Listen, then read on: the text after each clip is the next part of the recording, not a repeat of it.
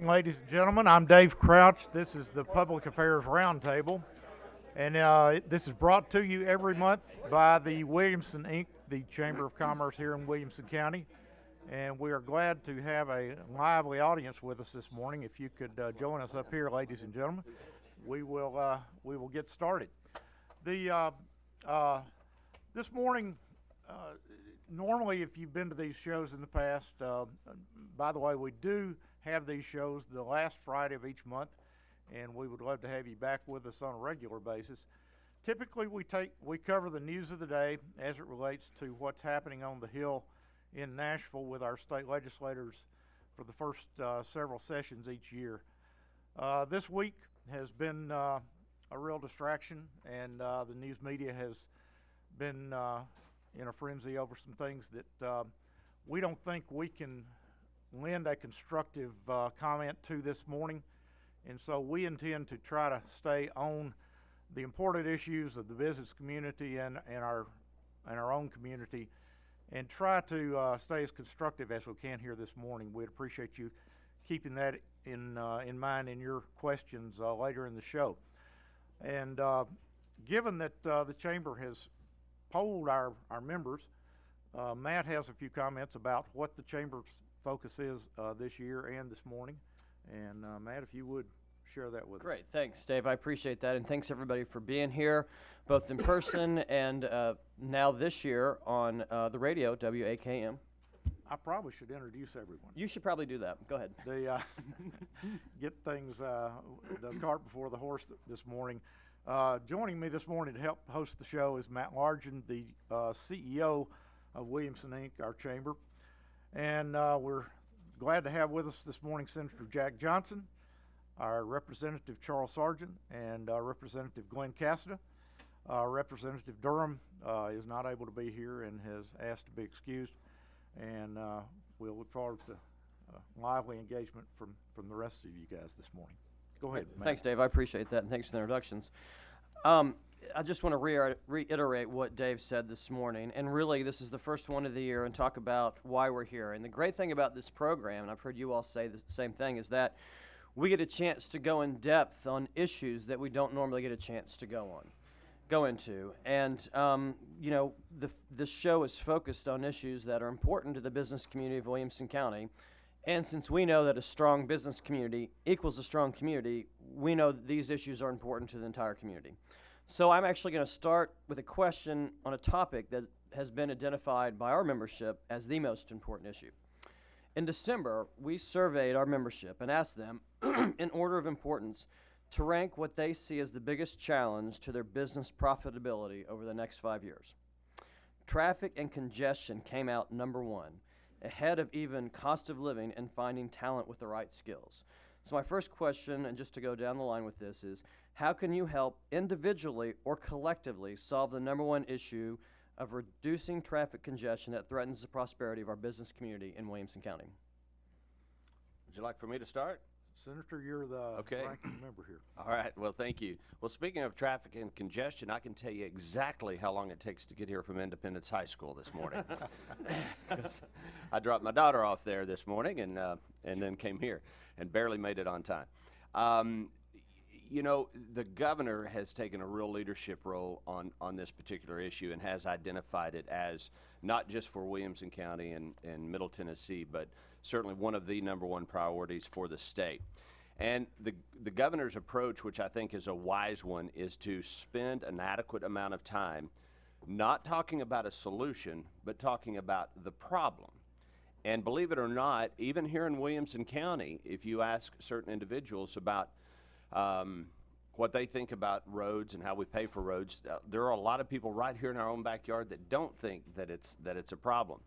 And even across the state, there are folks that don't think that there is a problem, but clearly there is, and I think the governor has done a great job. And I want to thank the chamber. The governor hosted a transportation summit right here in Williamson County a few months ago to talk about it. Our county mayor, Rogers Anderson, our city mayors have been very effective in talking about this as well. And here it is in a nutshell. We are a pay-as-you-go state. We don't owe one dime on our roads. We have no road debt. We're one of only a handful of states that can say that. That's a very, very good thing. We are in the top 5 of the 50 states, so we're in the top 10% according to Truckers Magazine in terms of the quality of our roads. We're in the bottom 5 states, the bottom 10% on what we spend per capita on our roads.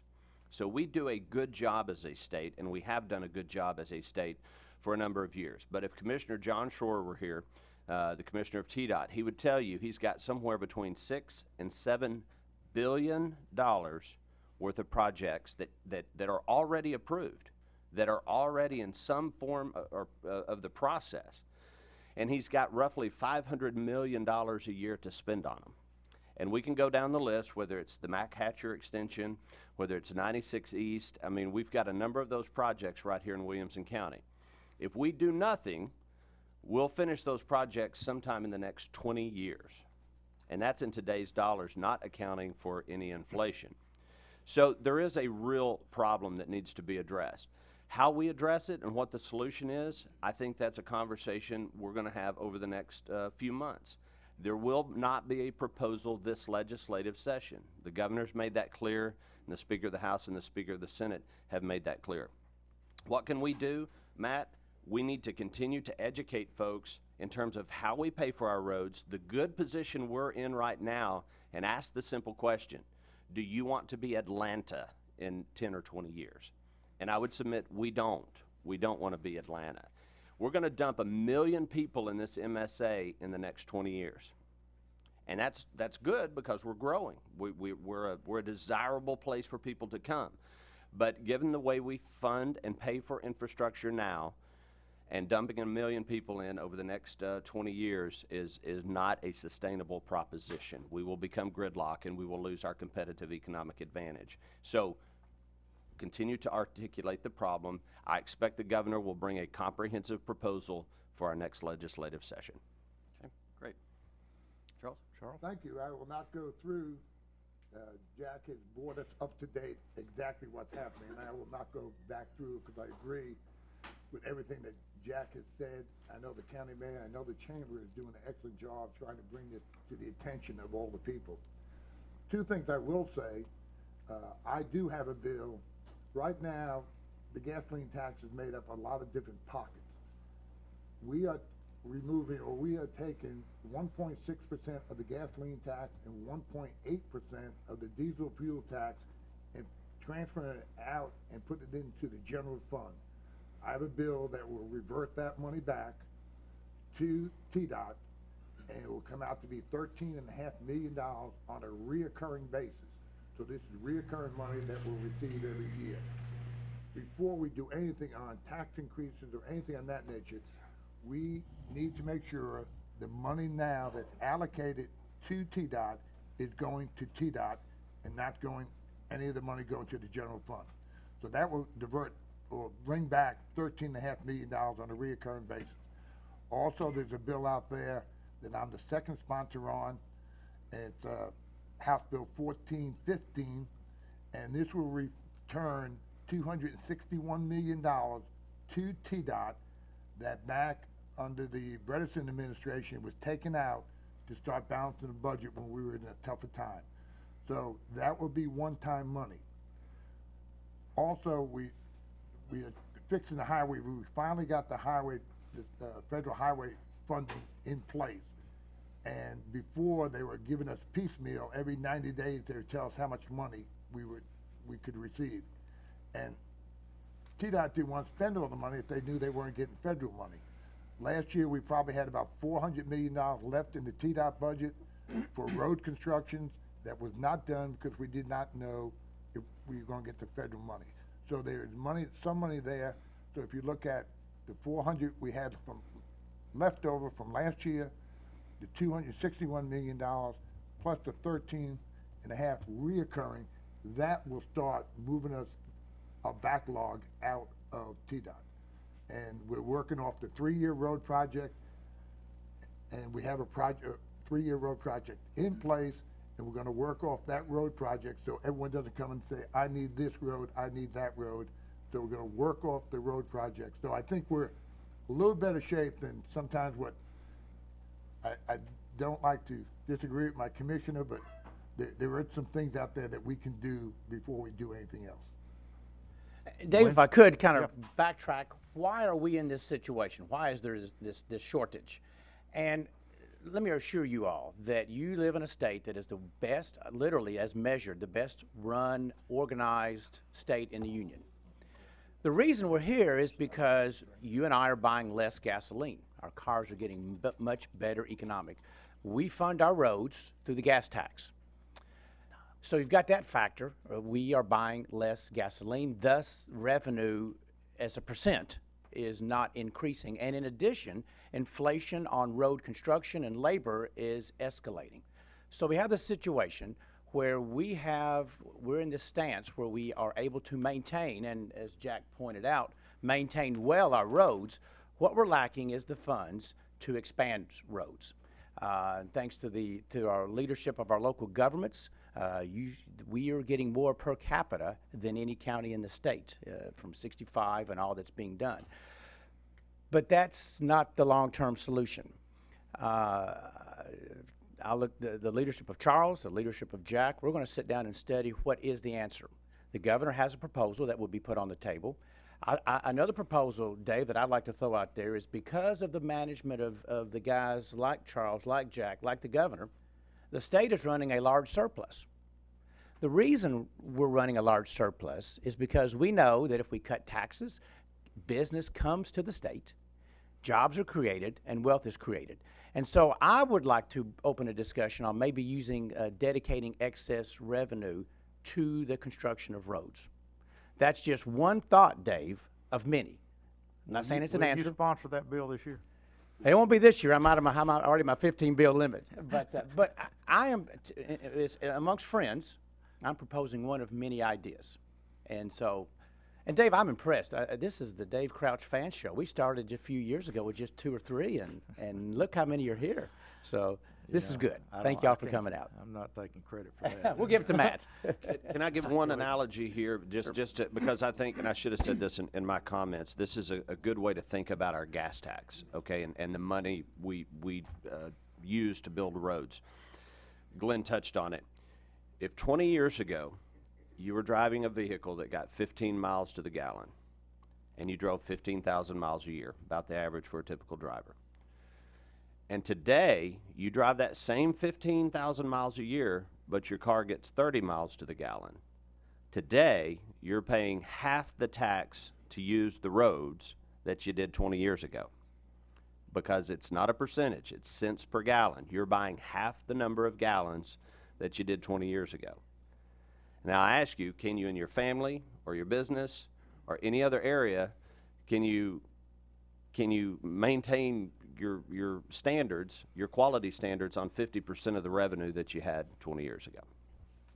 Let me bring up one other thing. I know the caucus is meeting, and a number of the members of the caucus are meeting, and there's a bill, well, there's going to be an appropriation amendment to some of the surplus to give $100 million back to local government to their county road fund. And that's $100 million now. To say that's going to pass or not pass, it may be 25 million, could be 50 million, but there is a push by most of the members of the Republican caucus to refund some of the surplus back to the local governments for their roads. Yeah, sure. Thank you for the conversation here, for your constructiveness on this, and for your willingness to look at creative solutions. And we certainly know from an economic development standpoint how important this is. One of the competitive advantages we used to have is we sold Williamson County, Middle Tennessee as being a place you could get 30 miles in 30 minutes. That's not the case anymore. So all of a sudden your labor shed is shrunk of the employees you can attract.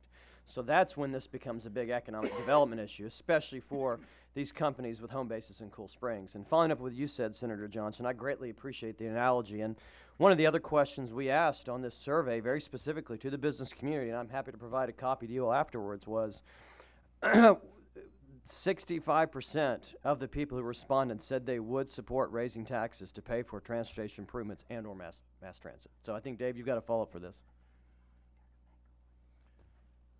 Okay, I've got to turn your mics off. No, just Charles's. Okay. and then back on. Do you have to turn it on? Charles is really Greg Lawrence, right? Yes. Gotcha. I'll think it- Technical difficulty, folks. Bear with us. I'll share mine. Thank you. I'll share with Jack. We just want to try to keep everybody heard this morning if we can. A couple of follow-ups to, just to be clear, Charles, now the $300 million that the Bredesen administration took away from the highway fund, that is coming back this year, is that right? Into the highway fund? There is a bill out there that will replace, they borrowed $290 million. They've already paid back $29 million, so the balance is $261 million. Yeah. So there is a bill out there to refund or return that money over to TDOT, yes. Okay. One other question on road funding, and then we'll move on. But I think it was Tuesday night, the city of Franklin passed a resolution about roads and funding. One, to identify additional sustainable funds for road construction.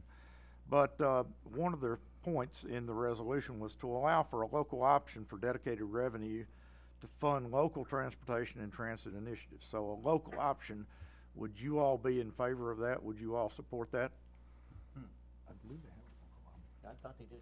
I believe now they can add 1 cent onto the gas, if I'm not mistaken. I'm gonna have to look the law up, but I think there is an option now that they can add a penny onto the gasoline tax. Okay. So I believe there is, and I have to get up. if they would support some other option, would you all be cooperative there? Usually normally I won't speak, I will. Normally we work very well with our county and our local government. I'm We trying to listen pin to what you they, down. we listen to what they like to do. Understand. Thank you. Thank you. Moving to education and funding and so forth, the bill that seems to be gathering the most news coverage and maybe controversy this year has to do with vouchers. And the governor and I think all of you all have supported a bill to allow vouchers to be used in school districts where you have failing schools. It passed, I believe, Tuesday in House Finance Committee. Charles, is that right? That is correct. And that is a bill, though, that's been pretty much opposed by every school district in the state. Explain why you think we need voucher bill. Understand that it is targeted toward failing school districts, primarily Memphis. And but it had a clause in there that if there are any unused vouchers in those failing school district counties, I guess you'd say, the remainder may be awarded to students who reside in a district that contains at least one school in the bottom 5% of schools. So that'd be a lot more than just the 4 metropolitan districts in the state. Is that not right? No, Okay. that's not right. And I'm sorry. I'm gonna get on a bit of a soapbox here. There's a lot of misinformation out there about this voucher bill. Jump on up there. And there are some forces out there, some right here in Williamson County, that just have a philosophical opposition to vouchers in any situation, and they're aggressively opposing the bill, and either intentionally or unintentionally, they're spreading some false information. This is a very, very narrow voucher bill. It's very narrow in its scope and its target. And you were correct, Dave, that the vast majority of the schools that would be impacted by this are in the Memphis City school system. This is not the only thing we're doing, by the way, with regards to failing schools. We have achievement school districts. We have the teacher accountability measures we've put into place. We've had teacher school system accountability measures that we have put in place. But the scope of this voucher bill is very, very narrow, and it is targeted to the bottom 5% of performing schools in the state. These are the worst of the worst schools in the state.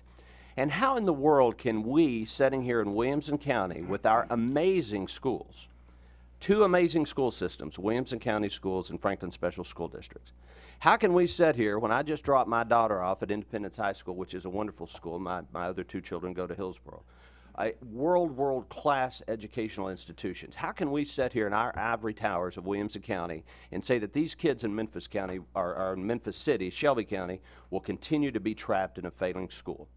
The governor supports this proposal. It passed overwhelmingly in the Senate. When it makes it to the House floor, it will pass overwhelmingly there as well, with support from legislators who represent those school systems. And if you think that we're going to sit here and condemn these kids to failing schools, when we have wonderful schools right here in our backyard, you're sadly mistaken. That's just not going to happen. This voucher bill will never, ever impact Williamson County in any form or fashion, nor will it impact Franklin Special School Districts. We have been 46th in the nation as a state with regards to K-12 education. This governor is committed to improving that, and by the way, we have results to show for it, because according to the NAEP scores, we've gone from 46th to 35th in the nation. We are making progress. We shouldn't be proud of being 35th, but we should be proud of the fact that we're the fastest improving state in the history of the NAEP scores. So, for all of the fear and all of the propaganda out there about a voucher bill, it's not going to impact you. It will provide an option and another opportunity for kids who are trapped in a failing school system. And why anyone would be opposed to that is beyond me. Dave, if I could comment, I became a believer in vouchers a couple of years ago. This lady came and sat in my office, and she knew I was, I was kind of wavering at the time. And she goes, how dare you confine my grandchildren to a school that's failing just because I can't afford to live in Williamson County, because I can't afford to send to another district. My children and now my grandchildren are failing school and have been for 40 years. And you're condemning me that my children and grandchildren must go to a failing school because of where I live and how much money I make. All we're attempting to do is the bottom 5%, give them a way to escape a failing school that we and you have been unable to bring up. And I think it's the only good and positive thing to do is to support vouchers for the bottom 5%. Got another question. Go ahead, I want to say a couple things on this. And like I said, like Jack and everyone said, this is never going to affect Williamson County. In Memphis, I'm going to tell you a story. In Memphis, there's a school that has a 47% graduation rate. 47%. So I'm going to take this school, and let's say they have 1,000 children. They are failing 500, are dropping out. 530 of those students are dropping out of school. And we sit here, and this is not something that's happened in the last 90 days, 2 years, 3 years. This is a problem that's been going on for 20, 30, 40 years. We are throwing generational children away. And if I look at that 53 that are not graduating, or 530 that are not graduating, you know that they're going to be on food stamps, they're going to be on welfare for the next 47 years. What is that costing the state of Tennessee? And we have to find, and I'm not saying this is the answer. If it's not the answer, 3 to 5 years from now, we do something else. But if this is the answer, say, for 20% of those children, then I just helped 106 children. And this is a problem we have. No one has wanted to address it. The former governors have not wanted to address this problem. We sit here with the best school systems. The directors of schools throughout the state, they have not wanted to address this problem. And it may not be the where-all, but I'm saying we have to do something. When I look at 1,000 kids in the high school and 53% are failing, most likely there's 2 middle schools that are feeding that high school. There's probably 3 or 4 elementary schools. So now all of a sudden, if I just take that progression, here that 2 or 3 elementaries go to a middle to the high school. If I take that, I'm looking at, in a 12-year period of time, about 4,500 students. And I'm saying 53% of those can go down to 2, but I don't worry about them. We can't do it anymore, folks. We just cannot do it. Thank you. One more bill that's out there that involves education, and I'm going to tie it back to vouchers in a minute, so you may see where I'm going with this. But the bill specifically says that that our public schools are not allowed to teach any religion in classes until high school, and then that obviously no religion can't be biased toward one religion or another. So, and there seems to be a lot of traction to push that bill through. So what you're saying is we're not going to allow our public school teachers to teach religion at all in elementary schools, but we're going to allow our kids' parents to send them to a Christian school somewhere that's going to teach religion every day and use state money to do it. Is that right? Let me back up, and there's 2 points that's got to be real clear. There are, in the House, there are 99 members. Each one files 15 bills. Just because a bill is filed doesn't mean it'll move. I understand. All right, so that there was a bill that did that. I called that. I have had a meeting with that member and the Department of Education, and I think what we will come up with is something that the Department of Education for the state of Tennessee approves, and I think everyone in this room will find it logical. It does not ban the teaching of religion in schools. We are putting that together as we speak. So that bill's not going anywhere in its current You form. may see an amendment that makes it very palatable to the Chairman of Education and to the Department of Education.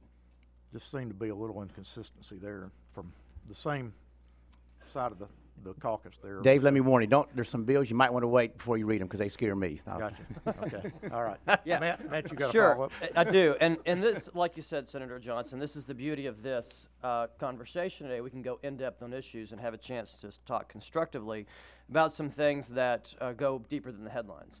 So my follow-up question on the voucher bill specifically is, will the accountability and the transparency be the same as it is currently in the public schools if this goes through? The whole reason to do this voucher program and keep it as narrow as it is and the way the governor, there are members out there that would, there's not many members and certainly none of us, who would support a much more broad voucher program. I think this is the right way to go.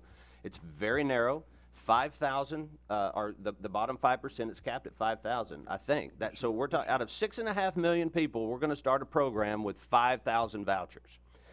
Quite frankly, I think we're spending a lot of time and energy here in Williamson County worrying about something when we've got much bigger fish to fry. But this very narrow program, one of the reasons it is so narrow is so that we can, it's a pilot program, okay, specifically. And I was asked this question previously at a school board retreat. These 5,000 vouchers are going to get more scrutiny than anyone else in the state because we want to see how it works. We know what other states have done, and we've seen tremendous success in some other states with failing schools. We've seen some voucher programs in some other states that haven't worked very well. So we want to see how it will work in Tennessee. We know some of the questions we get is, well, who's going to do this? We're spending, what, $13,000, $14,000 per child in the city of Memphis. It's what, $8,000 in Williamson County? I mean, we're spending, it's not a money issue, okay? It's not that we're not spending enough money in the Memphis city school system. We are. They're one of the highest in the nation. We're saying you can take the state portion of that money. The local district gets to keep the local portion of the money. They get to keep almost half or probably a third of the money they're using to educate that child.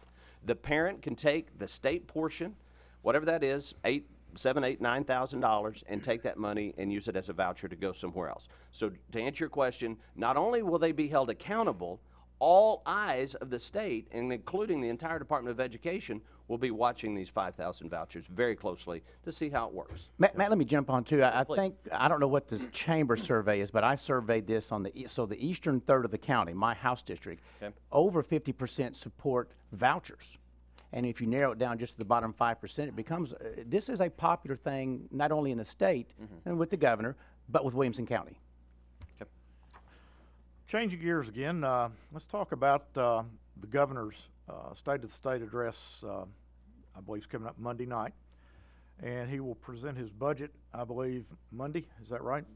Charles, this is kind of your specialty. I understand there's surplus from last year's budget, projected to be a surplus this year. What are you expecting to see in the governor's budget this year? Well, I hate to jump out before the governor's budget is presented Monday night. I mean, you know, He's probably not watching, so. no, but everything He's gets watching. everything gets back up to the top of the hill. Believe me, as far as that's concerned. No, I think the governor will present a budget. I know there's a lot of talk in the governor's budget. This is where I'm going to get in trouble. Of doing something for our school system for IT programs. We have problems throughout the state. 3 years ago, the governor put $42 million into every district, a total of $42 million for the districts for their IT program. I think you're going to see some stuff like that. We do have a surplus this year. We're going to have probably $500 million one-time money. But now just remember, I spent $261 million already on the roads. So I just took that in half. Right. Then I told you the caucus wants to spend $100 million for the roads for the local. So this money goes in a hurry. I've probably seen proposals for $750 million to $1 billion, and we haven't even started the appropriations yet. People have come to me, can we do this, can we do that? So it's a lot of money, but it gets spent in a hurry. If we just talk roads, and we're looking at possibly $361 million of a $500 million surplus. So right. If we put another $40 million into IT, I've just spent $400 million. So it doesn't take long. It sounds like a lot of money, and it is a lot of money, but we got to be very frugal on what we do and just not spend this money. And we're going to have to put some additional funds in our rainy day fund, and we'll probably double up the amount of money we need in the rainy day fund. Sure. Matt, did you have a follow-up? Yeah, well, I'm just going to mention the IT program specifically and really give a shout out to the great volunteers we have in Williamson County. So we've got an IT advisory committee that's been working with the school system now for years, and they've been able to double the number of kids actually taking these IT classes, foundation classes. And last night, the Nashville Technology Council Awards, the Volunteer of the Year and the Teacher of the Year were both from Williamson County Schools, which is fantastic. That's great. That absolutely deserves an applause.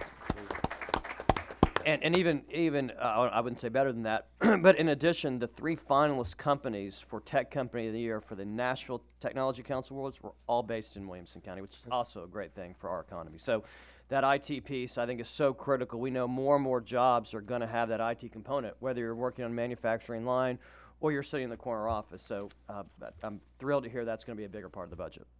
I believe that it's going to be a bigger part of the budget. The governor will do this Monday night. Okay. Senator Johnson, any budget proposals coming from the Senate side? I think it just bears repeating that as Charles was saying, I think there's a lot we can be proud of as a state, and it's important to emphasize the fact of just how different we are than Washington, because we have a constitutional requirement to balance our budget, and we do that. We base our budget on funding estimates, on revenue estimates, so we project. We're very conservative with those numbers. We don't say, oh, gee, the economy is going to grow at 6%, and then it only grows at 2%, and we end up in a jam. One of the reasons we're seeing these surpluses is because the governor, with a very cooperative General Assembly, has really, really taken a scalpel, not a chainsaw, but a scalpel to the state budget. And the governor continues to do that and to work to make the government work more efficiently. If you look in the past in Tennessee, about every 7 to 8 to 10 years, we've raised taxes. And the last time that was done was in the wake of the income tax battle in the early 2000s. And when the sales tax, we did not pass an income tax, but we did raise the sales tax by 1 percentage point. So we're not going to do that anymore, and we're not going to have a state income tax. We passed a constitutional amendment to prohibit that. So we're not going to see any huge revenue increases in terms of the general fund. Now, user fees and specific line item things like road funds and that type of thing, that's a different category. But in terms of our general fund, we have to work with what we bring in. We're in a good spot right now. But this economy will turn south again. Mm-hmm. And the one thing I'll add on that hasn't been touched on is our savings account, what we call a rainy day fund. And we've been very deliberate about building that up and making sure we have an ample rainy day fund, a savings account that we can utilize when that economy turns down. Right. Jack, you sent me a survey a couple weeks ago, last week maybe. and had some interesting questions on it. I suspect the rest of you guys have done it as well. What surprised you about the response to this survey? Anything? We're still getting some results in, but at first glance, I would echo some of the things that have been brought up. This is a survey that obviously goes out to the general population, but you'll see some similarities with the survey that would go out to business members.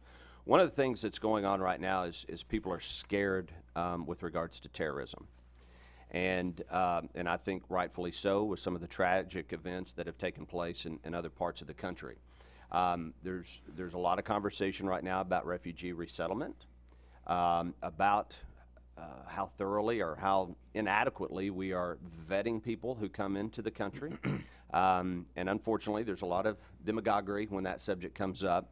None of us are anti-immigrant or anti-immigration. We are anti-terrorism, and we're anti-Islamic extremist. And you cannot refute the fact that is a threat to the security of our nation. And so we have some legislation to deal with some aspects of that. I applaud the governor for asking HHS to stop refugee resettlement until we can get a better handle on vetting these people and evaluating them before they come in. That wasn't really a surprise with the survey, but it confirms what I feel and sense just in talking to people is the real concern about that and what we're doing to protect our citizens. Okay. Charles? I agree with Jack on this 100%. I think we all agree, and we have to find a solution for this. If we have to wait 3 years before we do something or whatever. But I mean, I think the governor, there's several bills up there that will address this that I believe we all support on the immigration. We have to do something. Right. On the terrorism side, I will say I have a bill, and I'm going to spend another $1.5 million of this money. You know, the National Guard armories and all our recruiting stations throughout the state. And we had the incident in Chattanooga where we lost 4 members, 4 or 5, 4 members. And I have a bill. The National Guards have come to me and asked me to do some things for security. And I have a bill that they laid out a plan, and it will probably help 70% of all the security at our recruiting stations, our National Guard stations, armories throughout the state. It has a fiscal note of about $1.5 million, and believe the governor we've talked briefly, and I think he's in support of that, and that's something else that could be. Right. But, you know, we have to protect our people, our armed force people. We just have to protect them, and this will take care of about 70% of all the security. The only thing it won't do is put barbed wire fence around the armories and stuff on that nature. I mean, other than that, we're going to take care of all the security that there's an entire list of it. Right. Glenn, you want to add anything to that? You know, briefly, number one, my survey has gone out, and I'm collecting it. I have not begun to count it. We're really busy in the House. Senate, you know, the show horse, they've got time to count their the ballots, and I've been busy, you know, doing the people's business. But on this issue of Islamic terrorism and immigration, I have working currently with the Attorney General, Majority Leader Norris. We're urging the governor and the attorney general to join other states to sue the federal government, because they're bringing people in here. It's quite expensive, and they are not being properly vetted. The case of that is Tashin Malik, who came in and killed 14 people in California. Went through the FBI vetting system, I may say, but she did what she did. And so the federal government, we feel like, is outside the Constitution and putting mandates on states that you've got to take people in, you've got to provide for them. It's draining our resources from those who need it, veterans, the homeless, and it's an unconstitutional act what's currently being done. And so we're working with the governor and with the attorney general to join with other states to take this to court and sue the federal government on action that's unconstitutional, in my opinion. Gentlemen, thank you for all those comments. We're going to turn it over to our audience now and ask you all, if you will, to step to the mic up here, identify yourselves if you've got a question, and present your question. Mindy, you were the first one up. Come on forward. Good morning. Morning, Mindy. Representative Cassidy mentioned that you're at your 15. Could you identify yourself, I'm ma'am? sorry, I'm Mindy Tate with Franklin Tomorrow. You mentioned that you're at your 15 bill limit, and then you also mentioned that some bills don't see the light of day. I'd like to ask each of you, what are your top legislative priorities in the bills that you filed? And so you can let your constituents know what your top legislative priorities are for this year. Excellent. Thank you, Dave. And I'll start, I guess. And Dave, everybody knows Mindy, so I mean, she didn't have to identify herself. Actually, I do have 15. Our radio listeners might not have recognized her. Fair enough. Fair enough. 5 of my 15 were actually brought to me from constituents. They're things like an aggressive dog bill and a turn-off switch on wave runners. But these were important to people that live in my district, and it seemed logical to me. So a third of my package is literally from friends and those that live in the 63rd House District. I've got a couple of bills that the City of Franklin's brought me, Spring Hill has brought me, and Franklin Special School District has brought me. So now I'm down to 7. And the 3 of those that I'm really most, for sake of time, let me limit it to 1. The most important bill that's important to me is currently the Attorney General and the Solicitor General is appointed by the judiciary, the Supreme Court. That concerns me that the judiciary has that much influence on the legislative body. So the legislation I'm working on would take the Solicitor General out from underneath the Attorney General, and it would be appointed and selected by the General Assembly, and he would be the General Assembly's attorney answering to the General Assembly, not to the judiciary. Okay. Charles? Thank you. I mentioned one of the bills I'm very interested in is the security at the National Guard armories. I mean, we have to, that's one thing we have to do.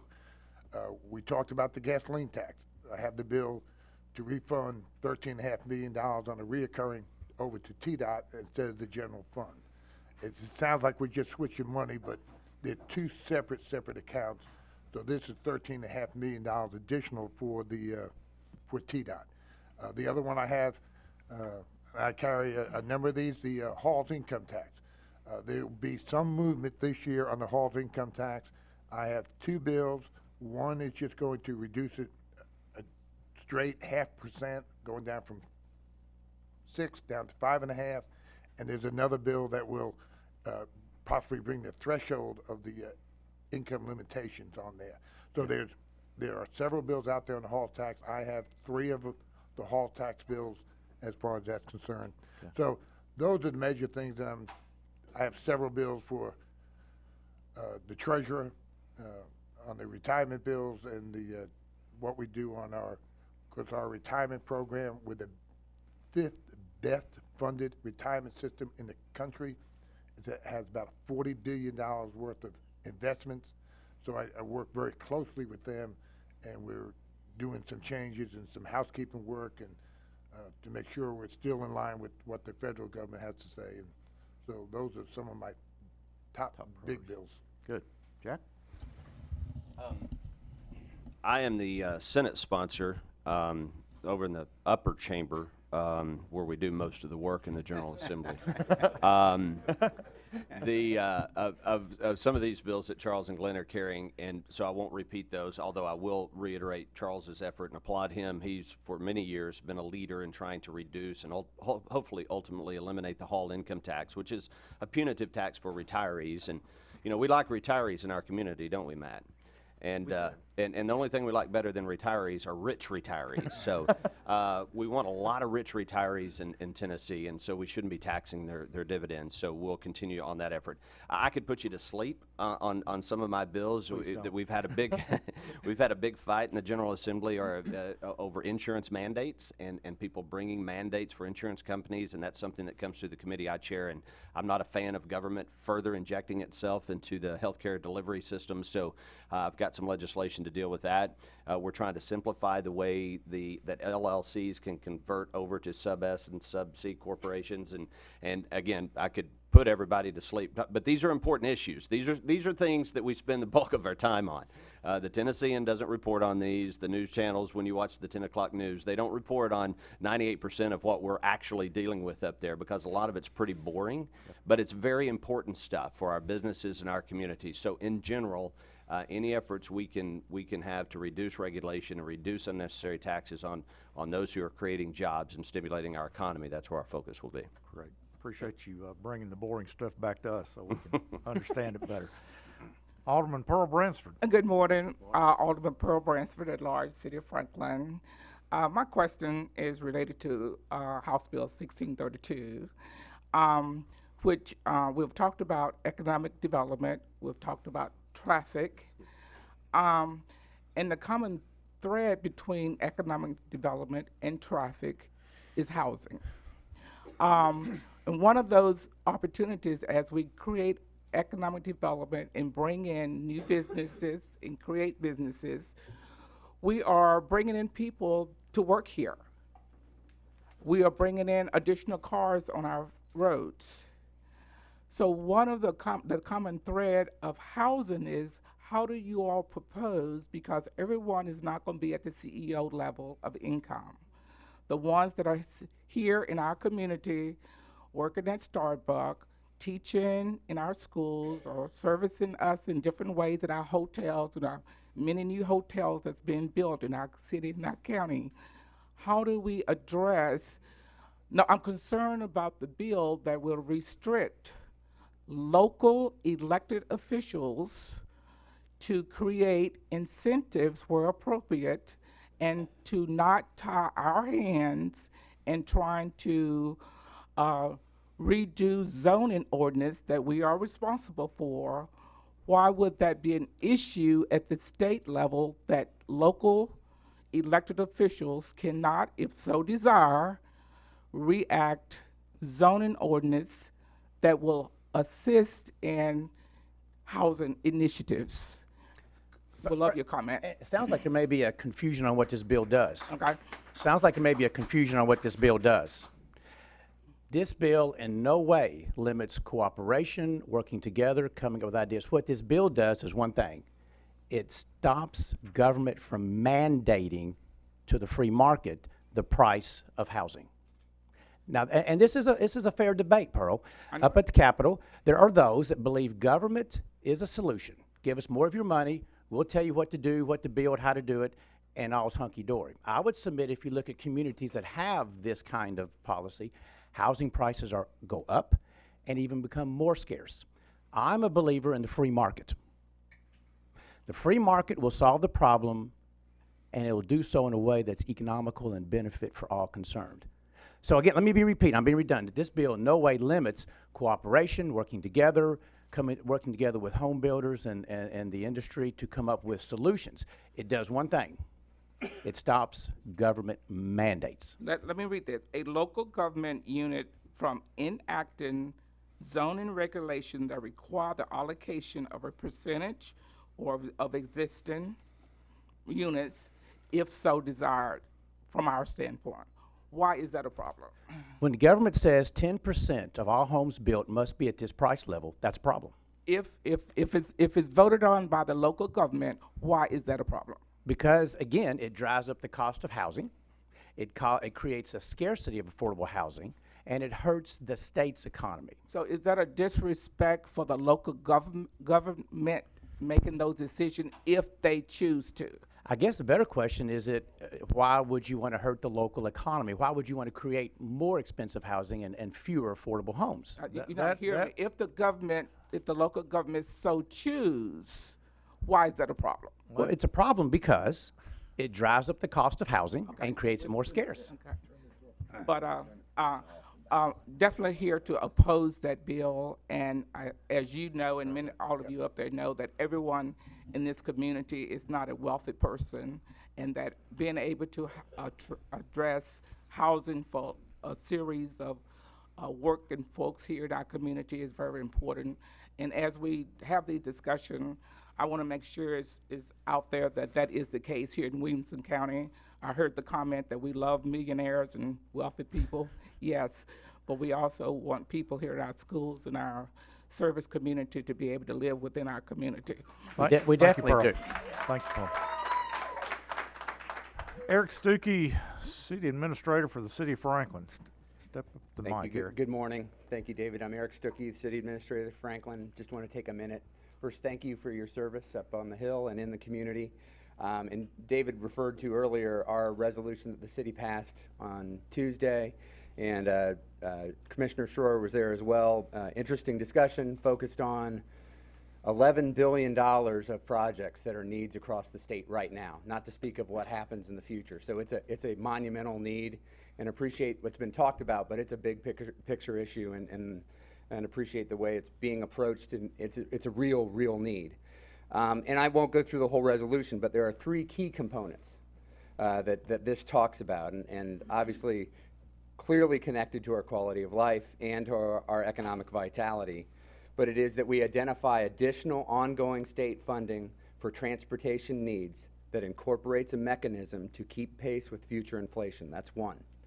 2 is that TDOT continues to work collaboratively with local communities to identify priority projects for that funding. And then number 3, that a local option for dedicated revenue to fund local transportation and transit initiatives be put in place. Charles, I think there might be the 1 penny, but 1 penny is not going to cut it. We know the needs are much greater than that, and we want to have some flexibility and options. And we're not wanting to mandate or hone in on just one approach. We want those principles addressed in however you all think and work collaboratively with us in looking at ways to get this done, because it's a critical need that affects our quality of life, affects our way to function as a community, and our ability to compete. So that's a key part. And I'll just, one quick little additive, really concerned about House Bill 1650.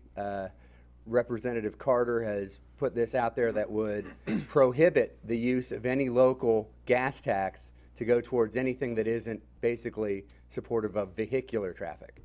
Now, we spend a very small portion, but we spend a little bit to build a sidewalk or fix a sidewalk that connects to a school or a park or helps a neighborhood work. I'd hate to see us tie our hands too much on that kind of thing. Again, sort of this idea of telling us what we can or can't do with dollars that you give to localities is really an issue, and hopefully we're working past that kind of stuff. But that's just a highlight of something that concerns us, and putting strings on how we use the dollars that are given to us locally. So thank you very much. Appreciate it. I don't think the Carter bill will be going anywhere on that. Good. Clint? Mr. Long? Thank you, Dave. Clint Long. Didn't plan on speaking up here this morning. Just going to listen. But Williamson County is not an island. And the 3 politicians that were speaking here is not really covering the issues. Davidson County has Lenox Village. They have a sign up that says condos for sale. We're not looking at the absorption rate. We're not looking at the demand. And, affordable housing. HUD grants. We've had one housing project. We're starting to have another one. We got a 40-page Casper report, and I'm sure Mr. Spooky is familiar with that. That Casper report is talking about what we have to do for grants from HUD, Housing Urban Development. Clint, we're getting a little tight on time, so if you would get to your question or your suggestion, well, Dave, please. My point is, I'm from Chattanooga till the 8th grade. Telephone company sent Daddy to Maryville, graduated there, UT, degree in real estate, went to Memphis. I studied in Memphis for 6 years. So I think this is very important. A couple of months ago, I took videos of all the scraping of apartment complexes and talking about the affordable housing that has not been addressed. Mm-hmm. So people could go to my website, ClintLongTN.com, and it would open some eyes. Thank you. Thank you very much. One more question, and then we're going to have to wrap it shortly. Yes, sir. Jason Grant, I'm a resident of Brentwood. Transportation's pretty high, and there's a variety of other issues I'd talk to you about offline, but wanted to get a response on this. I guess the budget forecast for construction projects through 2040, I believe, is $8.6 billion. And if I read the information that was provided publicly correctly, even after federal, state, and local funding, we're still going to be 100 projects short here in Williamson County. I've been attending the transportation meetings with respect to the Regional Transportation Authority. I have a strong inclination that their solution is going to incorporate some sort of mass transit system. That's bothersome to me. I live in East Brentwood, and that's where the development's happening right now. And we're a cut-through community in that folks from Rutherford County and Nolensville cut through our city. So my question is this, because I've talked to city, county, and local officials with respect to this. Everyone seems to say, well, it's very complex. That's the first thing that they want to try to explain. It's very complex due to the funding issues. We have a surplus this year, but that's just 1 year. What's your question, we understand. Jason? Well, I'm getting to that. I wanted to put some background. I apologize for carrying on, but I wanted to put some reference to it. Right. What at the state level can be done to help fund future projects, knowing that we are pay as we go? We're going to be short, even if we get all the funding that we've requested. We're still going to have projects that are not going to be funded, but at the same time, we're trying to find ways to cut revenue. So I want to understand kind of the balance and the dynamic where we can find a happy medium. I'm all for lower taxes. Trust me. We all would want lower taxes, but there comes a point in Charles or Glenn. I think we've had this conversation that you cut too far to the bone, you can no longer provide services to the constituents. And so I wanted to address that. Give them about a minute apiece to respond, if you will, and to wrap. I'll start. I think this year is a prime example that if you keep government small, government regulations low, and taxes low, the economy explodes. And so this year we're sitting on, Charles is the number guy, but in the neighborhood of $400–500 million recurring. In other words, we're projecting this money will recur. So you take your profits, if you will, and you put those to things you need, like road construction. And so, yes, you cut taxes, but what the President Reagan showed us a few years ago, you cut taxes, it stimulates business, and you have more money to spend at the end of the day. And I think we're there this year, and so we'll see what the governor wants to spend that surplus on. Charles? I mean, I think Glenn hit it right. We've reduced the size of government in the last 5 years. It's 3,500 less employees on payroll, and we're getting it down to where, probably made most of all our cuts we could make. And you just have to look at every single department. It's not just TDOT or it's not just education. I mean, you have to look at every department and find out where the waste is. And the governor has done a great job at that. And then after we find out where the waste is, there's savings money there. And then figure out how wisely to spend the money and make sure we're doing the things right. TDOT is a problem right now, and roads are a problem. We are going to address that, but we're not going to go out and just borrow $1 billion, which we could do, and other states have done.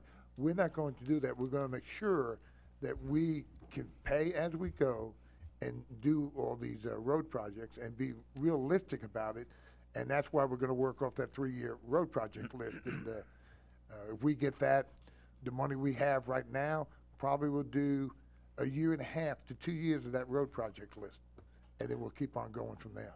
Jack? One last thing, yeah, and we'll wrap up here. Don't confuse general fund with dedicated funding sources. Okay, the highway fund is a dedicated fund with a dedicated tax. It was robbed of $300 million at one point out of principle. We're going to put that money back, and we've touched on that. But your gas tax is a user fee, and in my view, that's the best way to fund certain aspects of government. You can't do that across the board. You use the roads, you pay for the roads.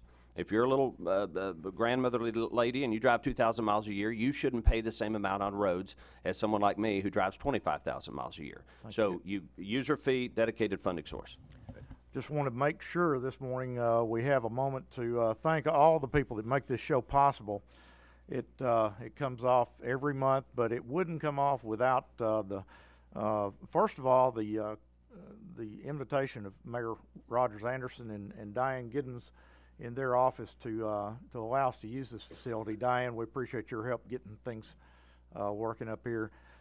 Newt Danley and the WCTV team, work very hard to make everything come together. We've got this morning, WAKM broadcasting the show this morning, thanks to a chamber sponsor, and we always have Vanderbilt University Office of Community, Neighborhood, and Government Relations. Lynn, I think I got that right this morning, and they are our chamber sponsor of this show and help us make it all happen. Verlinda at the chamber office also makes sure we have coffee and all the necessary things to go with it. Really appreciate the audience this morning.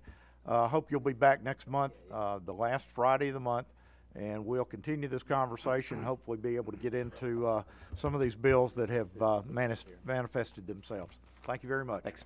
Thank you. Thank you. Thank you.